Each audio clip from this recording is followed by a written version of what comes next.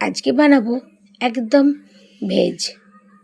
যেটা লাগবে ছানা, টক দই, তার সঙ্গে টমেটো কেচাপ, অল্প ক্যাপসিকাম, রসুন কুচি, কাঁচা লঙ্কা কুচি, পেঁয়াজ কুচি আর দুটো সিদ্ধ আলু গ্রেট করে নিয়েছি।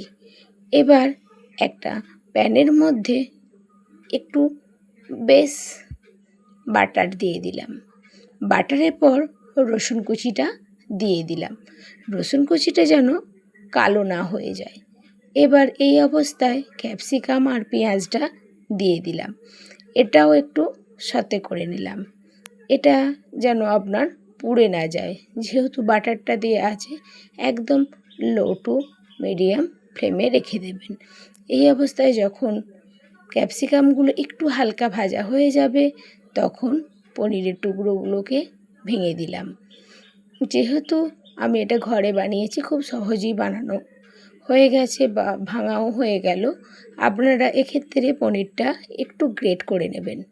তারপর আলুটাও দিয়ে দিলাম, তার সঙ্গে টক দইটাও দিয়ে দিয়েছি। দিয়ে আবারও বেশ ভালো করে একটু সময় ধরে নাড়িয়ে নিতে হবে।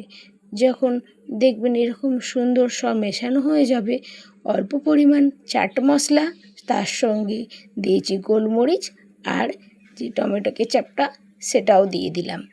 দিয়ে এবার ভালো করে এটাকে ভাজা ভাজা করে নিতে হবে। যখন দেখবেন এরকম কড়া থেকে বেশ লেগে লেগে টা উঠে এলো, তখনই জানবেন আপনাদের এই পুরটা রেডি হয়ে গেছে। একটু সময় সাপেক্ষের ব্যাপার, বাট এটা খুব হয়ে যায় সুন্দর। এবার আর কিছুই না, এবার ব্রেডের মধ্যে ভালোভাবে স্প্রেড করে দিলাম এই পুরটা। সুন্দর করে একদম প্রত্যেকটা ব্রেডেতে দিয়ে দিয়েছি একটু মোটা লেয়ার দিয়ে। এবার অন্য ব্রেড দিয়ে ভালোভাবে চাপা দিয়ে দিলাম। এবার আপনারা হয়তো সাইডটা কেটে নিতেই পারেন ব্রেডের, কিন্তু আমি একেবারেই নষ্ট করিনি, পুরোটাই দিয়ে দিয়েছি।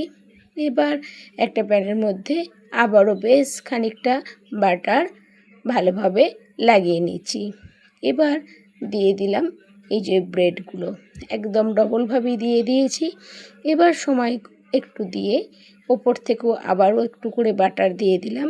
দেওয়ার পর যখন দেখবেন একটা পিঠ সুন্দর হয়ে গেছে, তখন একেবারেই উল্টে দেবো।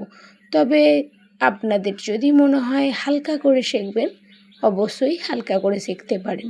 তবে আমি একটু কড়া একটু ভালোবাসি, তাই একটু কড়া করেই সেঁকেছি।